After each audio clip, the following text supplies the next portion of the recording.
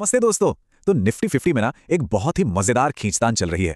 सवाल सीधा सा है, 8 अक्टूबर को बाजार पर कौन हावी होगा, बुल्स या बेयर्स? चलिए आज इसी पहेली को सुलझाते हैं। तो हुआ ये कि मार्केट बंद होते होते एक बड़ा वार्निंग साइन देके गया है। और अब सवाल यही है कि क्या इसका मतलब है कि मार्केट गिरने वाला है। चलिए जरा खोद कर देखते हैं कि यह सिग्नल आखिर कह क्या रहा है। तो सबसे पहले हम बेयर्स की तरफ से बात करते हैं। देखते हैं कि मंदी का केस क्या बन रहा है और वो कौन सा मेन वार्निंग सिग्नल है जो चार्ट्स पर दिख रहा है। 7 अक्टूबर को निफ्टी 50 के चार्ट पर बना है एक शूटिंग स्टार पैटर्न। अब देखिए, टेक्निकल एनालिसिस की दुनिया में ये एक क्लासिक बेरिश सिग्नल माना जाता है। सीधा सा मतलब है कि दिन में खरीदारों ने तो पूरी कोशिश की कि मार्केट को ऊपर ले जाएं, लेकिन क्लोजिंग तक सेलर्स हावी हो गए। और ये क्या दिखाता है कि बुल्स की पकड़ कमजोर पड़ रही है। और बात सिर्फ पैटर्न की नहीं है, ये शूटिंग स्टार बना कहां है? ठीक 25,220 के लेवल के पास, जो कि एक बहुत ही तगड़ा रेजिस्टेंस जोन है। और जब कोई ऐसा वार्निंग सिग्नल एक इतने जरूरी रेजिस्टेंस पर बनता है ना, तो गिरावट का खतरा समझिए और भी बढ़ जाता है।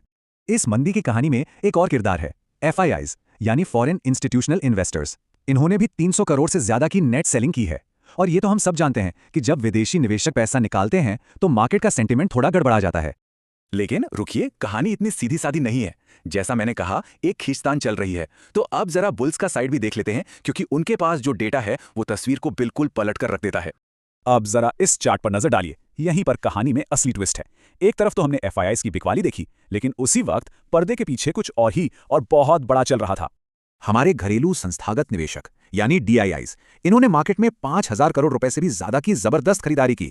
सोचिए, ये इतनी बड़ी बाइंग थी कि FIIs की छोटी मोटी बिकवाली तो इसके सामने कहीं टिकती ही नहीं। ये दिखाता है कि अपने घरेलू मार्केट पर भरोसा कितना मजबूत है। एक और पॉजिटिव साइन है पुट कॉल रेशियो।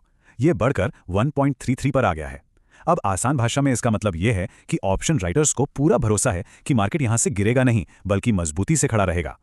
और कहानी यहीं खत्म नहीं होती। बुल्स के तरकश में और भी तीर हैं। देखिए, 25,000 के लेवल पर जबरदस्त पुट राइटिंग हुई है, जो एक सॉलिड सपोर्ट की तरह काम करेगा। RSI अभी भी 55 पर है, मतलब मार्केट में अभी और ऊपर जाने का दम बाकी है। MACD भी एक बुलिश क्रॉसओवर देने ही वाला है। और सबसे अच्छी बात, डर का मीटर इंडिया विक्स वो भी काफी नीचे है, जो बाजार में शांति का संकेत है। तो देखा आपने, दोनों तरफ से मजबूत तर्क हैं। एक तरफ है डराने वाला शूटिंग स्टार पैटर्न, तो दूसरी तरफ है DIIs की जबरदस्त खरीदारी। तो अब सवाल यह है कि पलड़ा किस तरफ भारी है। चलिए सारे सबूतों को तौल कर देखते हैं। और ये रहा हमारा फाइनल वर्डिक्ट, जो इस डोनट चार्ट में साफ साफ दिख रहा है। देखिए, वार्निंग साइन अपनी जगह है, लेकिन DIIs की दमदार खरीदारी और बाकी टेक्निकल इंडिकेटर्स को देखते हुए बुलिश सिनेरियो की संभावना 60% है और बेरिश सिनेरियो की 40%। तो सार यह है कि हमें सावधान तो रहना है, लेकिन जो डेटा हमारे सामने है वो एक कॉशियसली बुलिश यानी सतर्कता के साथ तेजी वाले नजरिए की तरफ इशारा कर रहा है। हमारा ओवरऑल बायस यही रहेगा। ठीक है, तो थियरी हो गई। अब आते हैं प्रैक्टिकल बात पर। इस पूरे एनालिसिस के हिसाब से कल के लिए हमारा ट्रेडिंग गेम प्लान क्या होना चाहिए? इस टेबल में सब कुछ क्लियर है। अगर मार्केट बुलिश रहता है और 25,100 के ऊपर टिकता है तो खरीदारी के मौके ढूंढ सकते हैं, और हमारे टारगेट्स होंगे 25,250 और फिर 25,320। लेकिन अगर मार्केट कमजोर होता है और 25,000 का लेवल तोड़ देता है तो फिर शॉर्ट जाने की स्ट्रैटेजी अपनाई जा सकती है। आखिर में एक बात याद रखना बहुत जरूरी है, ये सब संभावनाओं का खेल है। नतीजा अभी पत्थर की लकीर नहीं है। कुछ बहुत बड़े इवेंट्स आने वाले हैं जो मार्केट का रुख किसी भी तरफ मोड़ सकते हैं। आने वाले दिनों में हमें किन चीजों पर नजर रखनी है? सबसे पहले तो Q2 अर्निंग सीजन शुरू हो रहा है, जिसमें 9 अक्टूबर को TCS के रिजल्ट्स आ रहे हैं। फिर 8 अक्टूबर को ही FOMC मीटिंग के मिनट्स भी आएंगे। ये सब मिलकर मार्केट की अगली चाल तय करेंगे।